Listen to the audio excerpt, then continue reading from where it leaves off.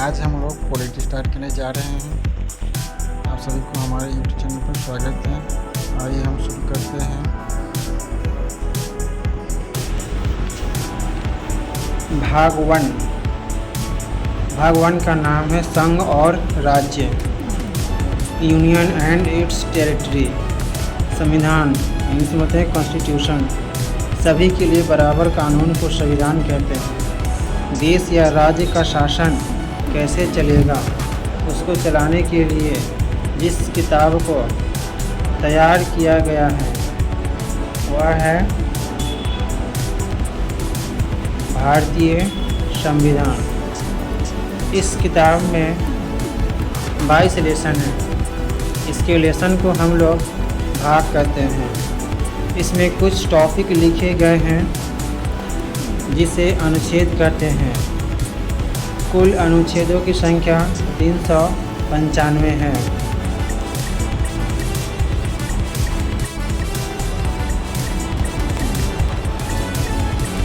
भाग वन, इसके अंतर्गत अनुच्छेद 1 से 4 तक की चर्चा की गई है। संघ और राज्य क्षेत्र, यूनियन एंड इट्स टेरिटरी। अनुच्छेद 1 कहता है भारत अर्थात इंडिया राज्यों का संघ है। India that is Bharat shall be a union of state, अर्थात इसके राज्य कभी भी टूटकर अलग नहीं हो सकते हैं। अगर कोई स्टेट चाहेगा तो इसे अलग नहीं हो सकता है। कॉन्फेडरल परिसंघ, परिसंघ उसे कहते हैं जिसमें छोटे छोटे राज्य आपस में जुड़कर और थोड़ी थोड़ी शक्तियाँ केंद्र सरकार को देकर एक देश का निर्माण करती है। परिसंघ बहुत ही कमज़ोर होता है, इससे कोई भी देश आसानी से अलग हो जाते हैं।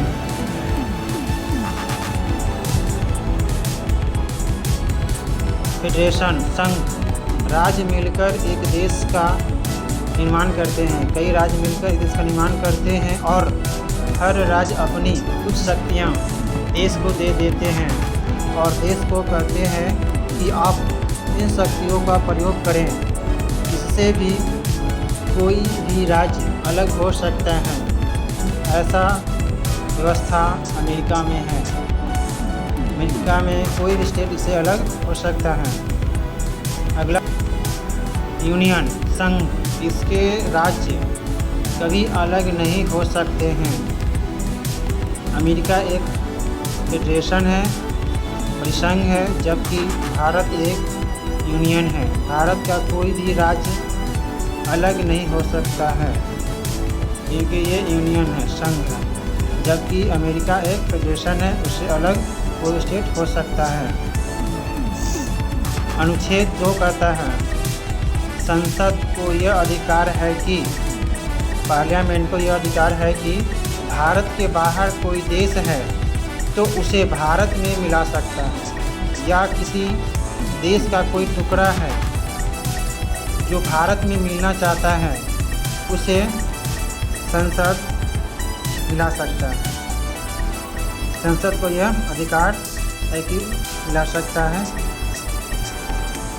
उसे मिला सकता है। यानी अनुच्छेद 2 कहता है कि संसद राष्ट्रपति के पूर्व अनुमति सूचना पर किसी विदेशी राज्य को भारत में मिला सकती है, जैसे सिक्किम को मिलाया गया है। सिक्किम को मिलाया गया है। सिक्किम को मिलाया गया है। सिक्किम को 35वां संशोधन 1974 में करके सिक्किम को सह राज्य बनाया गया है। इसके लिए संविधान में एक स्पेशल अनुच्छेद 2 का क जोड़ा गया था, जिससे सिक्किम को भारत का सह राज्य बनाया गया। लेकिन फिर सिक्किम को एक और संशोधन किया गया, 36वां संशोधन 16 मई 1975 के। इसके द्वारा भारत को 22वां राज्य बनाया गया और सिक्किम को एक पूर्ण राज्य का दर्जा दिया गया। सिक्किम को वायसराय राज्य बनाया गया।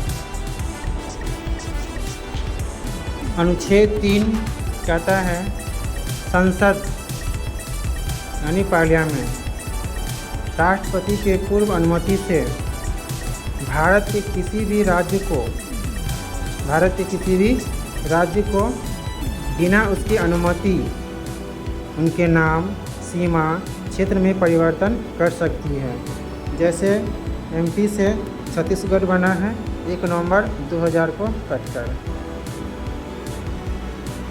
उत्तर प्रदेश से कटकर बना है उत्तराखंड 9 नवंबर 2000 को। और बिहार से कटकर नया राज्य बना है झारखंड 15 नवंबर 2000 को। इसी तरह से आंध्र प्रदेश से कटकर नया स्टेट बना है तेलंगाना 2 जून 2014 को। इस तरह से ये संसद को अधिकार है कि नए राज्य का गठन कर सकता है। अनुच्छेद 4 कहता है जब संसद अनुच्छेद 2 का प्रयोग करेगी यानी किसी विदेशी राज्य को मिलाएगी या अनुच्छेद 3 का प्रयोग करेगी यानी किसी राज्य को तोड़ेगी तो उसके लिए राष्ट्रपति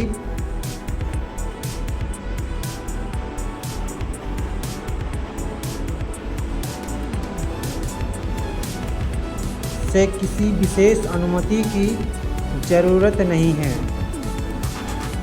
क्योंकि इसे अनुच्छेद 368 के बाहर रखा गया है।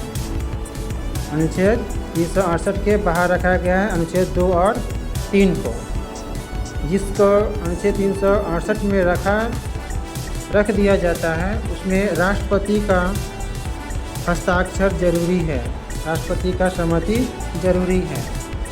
हमारा भारत अखंड भारत था। सबसे पहले 1893 में डुरंड लाइन खींच दी गई और अफ़गानिस्तान अलग हो गया। यह अखंड भारत का पहला टुकड़ा हुआ। 1893 में एक डुरंड लाइन अफ़गानिस्तान और भारत को अलग करने वाली सीमा डुरंड लाइन खींच दिया गया। ये भारत का पहला टुकड़ा था। अखंड भारत का दूसरा टुकड़ा हुआ 1935 में। म्यांमार अलग हुआ, इसे पहले वर्मा कहते थे। अखंड भारत का तीसरा टुकड़ा हुआ पाकिस्तान 1947 में अलग हुआ भारत से। ये हो गया भारत का तीसरा टुकड़ा पाकिस्तान अलग बना 1947 में 14 अगस्त 1947 को। पाकिस्तान का विभाजन जो हुआ था मुस्लिम जनसंख्या पर हुआ था। एक और पूर्वी पाकिस्तान और एक और पश्चिमी पाकिस्तान हो गया। बाद में पूर्वी पाकिस्तान बांग्लादेश बन गया। 1971 में ये पूर्वी पाकिस्तान बांग्लादेश में कन्वर्ट हो गया और ये भी जो पश्चिमी पाकिस्तान है वो है ही, लेकिन पूर्वी पाकिस्तान बांग्लादेश में कन्वर्ट हो गया। रेड क्लिफ रेखा जो भारत पाकिस्तान को अलग करती है, भारत और पाकिस्तान को अलग करने वाली रेखा है रेड क्लिफ रेखा। और भारत और बांग्लादेश के बीच का बॉर्डर को जीरो लाइन कहा जाता है। भारत और बांग्लादेश के बीच बॉर्डर को जीरो लाइन कहा जाता है। अंग्रेज़ों ने देशी रियासतों को 3 विकल्प दिए हैं। हमारे देश में बहुत सारा देशी रियासतें थी। पाकिस्तान में इनको 3 विकल्प दिए अंग्रेज़ों ने देशी रियासतों को कि आप पाकिस्तान में मिल जाइए या भारत में मिल जाइए या स्वतंत्र देश बनावे, अपने खुद देश बनावे, या आप भारत में मिल जाइए या पाकिस्तान में। आपको 3 विकल्प दिए। जब देश आज़ाद हुआ 15 अगस्त 1947 को जब देश आज़ाद हुआ तो भारत में 552 से अधिक देशी रियासतें थी। प्रिंसिपल स्टेट इसको बोलते हैं अंग्रेजी में। तो 552 से अधिक देशी रियासतें थी 552 देशी रियासतों को मिलाकर फेडरेशन अर्थात परिसंघ बनाना संभव नहीं था। परिसंघ में क्या होता है, कोई भी स्टेट जुड़ जाएगा और फिर अलग हो जाता है। इसलिए सरदार पटेल को जिम्मेदारी दी गई कि इसे मिलाकर सभी प्रिंसली स्टेट को, देशी रियासतों को मिलाकर एक यूनियन बनाया जाए, एक संघ बनाया जाए, जिससे कोई अलग न हो सके। कोई भी स्टेट चाहेगा तो अलग न हो सके। इस काम को 3 लोगों की महत्वपूर्ण भूमिका थी। इस काम में 3 लोगों ने महत्वपूर्ण भूमिका निभाई। वो 3 लोग हैं, पहला है सरदार पटेल, और दूसरा व्यक्ति है बीपी मेनन, और तीसरा व्यक्ति है लॉर्ड माउंटबेटन। यही लॉर्ड माउंटबेटन आएगा जो भारत का विभाजन करेगा 1947 में। भारत पाकिस्तान को विभाजन का ये कारण बनेगा। इन लोगों ने सभी राज्यों को, इन तीनों लोगों ने सभी राज्यों को भारत में विलय करा लिए, किंतु 3 ऐसा राज्य था जो भारत में विलय के लिए तैयार नहीं थे। 552 देशी रियासतों में से सभी ने विलय करने का निर्णय ले लिया, परंतु 3 ऐसा राज्य था जो तैयार नहीं हुआ। पहला था हैदराबाद। हैदराबाद के निज़ाम हैदराबाद को पाकिस्तान में मिलाना चाहता था। हैदराबाद का जो निज़ाम था, शासक, प्रिंस स्टेट का महाराजा कह सकते हैं, वो पाकिस्तान में मिलाना चाहता था, किंतु सरदार पटेल ने पुलिस की वर्दी में सेना भेजा। तो सेना आप लोग जानते ही हैं, सेना बॉर्डर पर तो दुश्मनों को छक्का छुड़ा देता है। सेना भेजा जिसे ऑपरेशन पोलो कहा गया। ऑपरेशन पोलो कहा गया।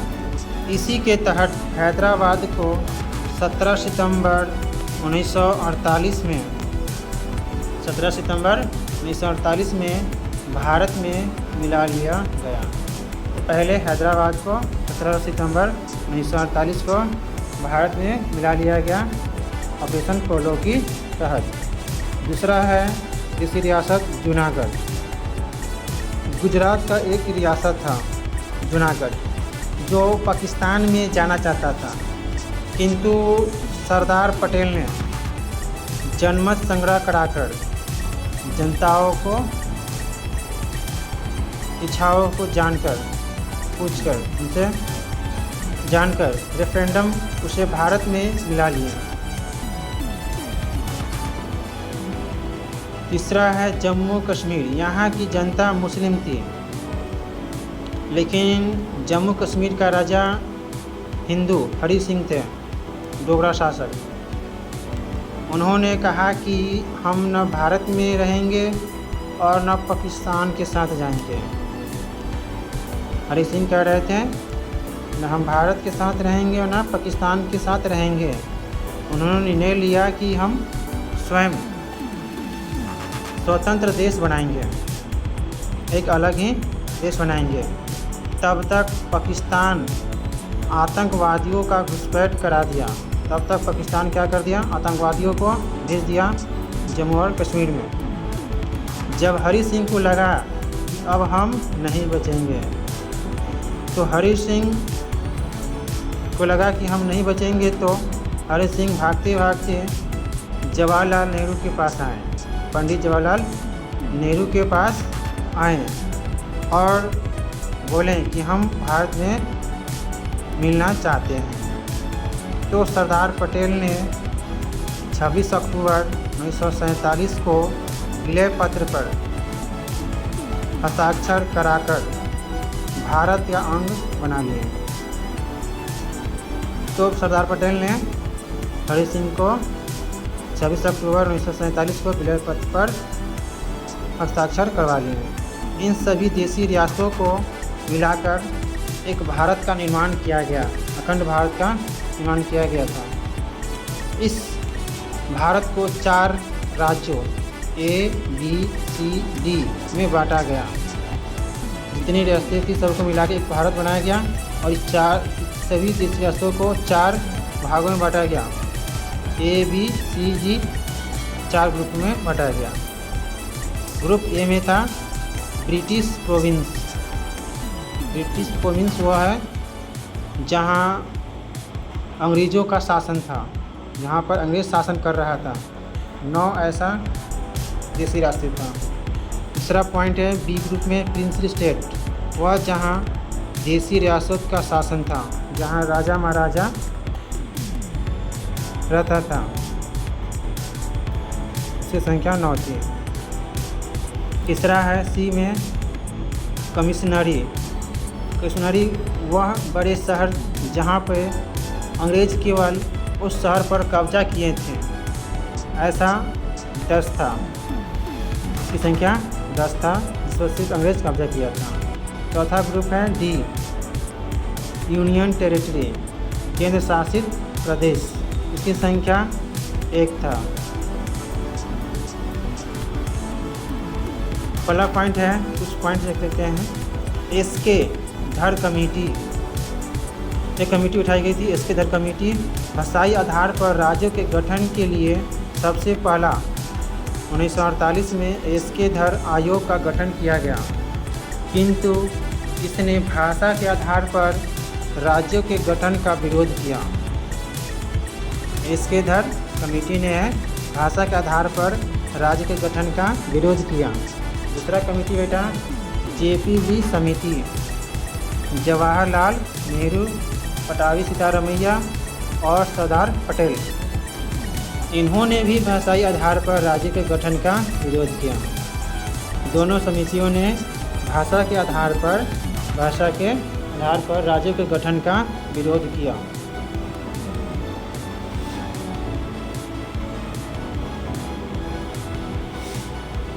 उन्नीस सौ 52 में तेलुगु भाषा के लिए अलग राज्य की मांग करते हुए 1952 में तेलुगु भाषा के लिए अलग एक राज्य की मांग करते हुए पोट्टी श्री रामुलु भूख हड़ताल पर बैठ गए। उन्होंने तेलुगु भाषा के नाम पर एक अलग राज्य की मांग करते हुए भूख हड़ताल पर बैठ गए। 1952 में उन्हें मांग करने लगा और 56 दिन के भूख हड़ताल के बाद उनका मृत्यु हो गई। भूख हड़ताल पर बैठे और 56 दिन हो गया, भूख हड़ताल पर उनकी क्या होगी, मृत्यु हो गई। फलस्वरूप मृत्यु के परिणाम स्वरूप जनता का विरोध बढ़ गया। जनता वहाँ पर विरोध करने लगी तेलुगु भाषा के गठन राज्य के नाम पर।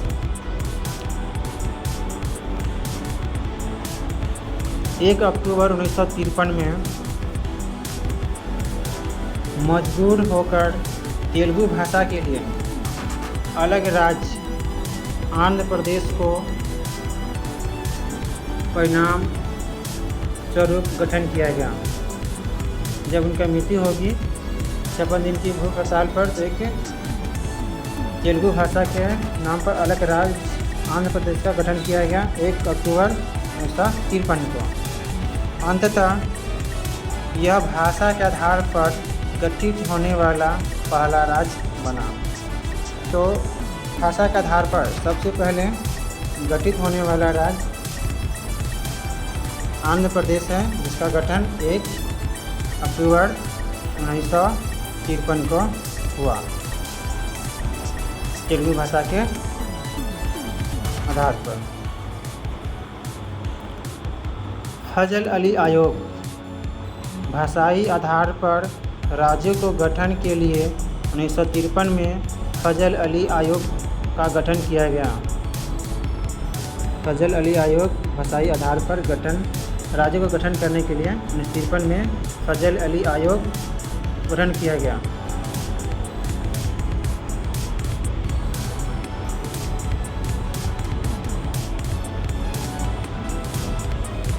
इसमें इन्होंने अपनी रिपोर्ट, फजल अली आयोग ने अपनी रिपोर्ट 1956 में दिए और भाषाई आधार पर राज्यों को कानूनी मान्यता दे दी है। इन्होंने अपनी रिपोर्ट 1956 में प्रस्तुत कर दी है और बोले भाषाई आधार पर राज्यों को कानूनी मान्यता दे दी है कि भाषाई आधार पर राज्य गठन किया जा सकता है। इस आयोग के फलस्वरूप 7वां संविधान संशोधन किया गया 1956 में। संविधान में संशोधन किया गया 7वां संशोधन 1956 में। इसके बाद A, B, C, D ये चारों ग्रुप को रद्द कर दिया गया और भाषाई आधार पर 14 राज्य और 6 केंद्र शासित प्रदेश बनाए गए। तो 4 ग्रुप में था, चारों ग्रुप को समाप्त कर 14 राज्य और 6 केंद्र शासित प्रदेश बनाए गए। PEPSU Patiala and east Punjab state union. Punjab राज्यों का पुनर्गठन शाह आयोग के सिफारिश पर हुआ। तो पंजाब राज्य का पुनर्गठन किया गया शाह आयोग के सिफारिश पर हुआ। पेप्सू का फुल फॉर्म है Patiala and east Punjab state. PEPSU में 4 भागों में टूट गया। पहला है हिमाचल प्रदेश, दूसरा भाग का नाम है हिंदी हरियाणा, तीसरी है पंजाब और चौथा भाग है यूटी चंडीगढ़। ये 4 है। पेप्सू 4 भागों में टूट गया था। इस प्रकार भारत का एक विशाल साम्राज्य जो सिमट कर इतने में रह गया, जिसमें 28 राज्य तथा 7 केंद्रशासित प्रदेश बन गया। तो कुल 28 राज्य और 7 केंद्रशासित प्रदेश बन गया।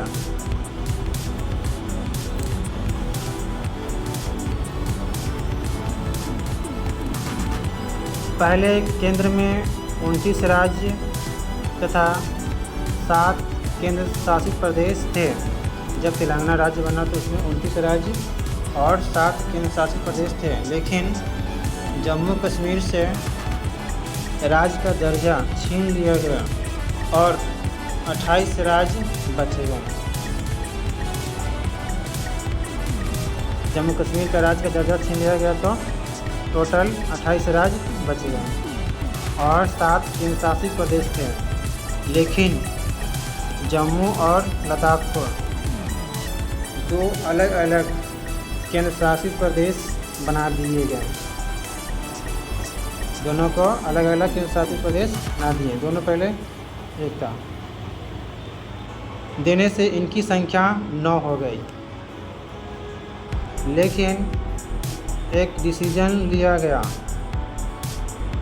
कि दादर नगर हवेली और दमन दीव ये दोनों अलग अलग होते थे। कौन? दादर नगर हवेली अलग होता और दमन दीव।